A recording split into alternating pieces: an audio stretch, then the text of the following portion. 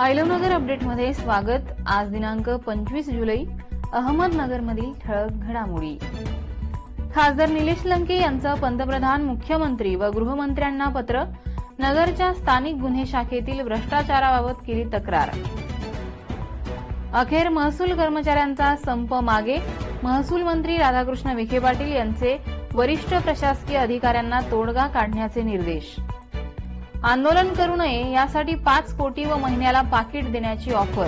खासदार निलेश लंके यांचे आंदोलनादरम्यान गंभीर आरोप। उड्डाणपुलावरील जाळ्या तोडून आयशर टेम्पो थेट पुलाखाली पडला, ड्रायव्हर व क्लीनर गंभीर जखमी। भंडारदरा धरणातील पाणीसाठा पोहोचला 60%वर। घाटघर रतनवाडीत आषाढ सरींचे तांडव। साईबाबांच्या थीम पार्क आणि लेझर शो करिता 40 कोटीचा निधी। मंत्री राधाकृष्ण विखे पाटील यांच्या पाठपुराव्याला यश।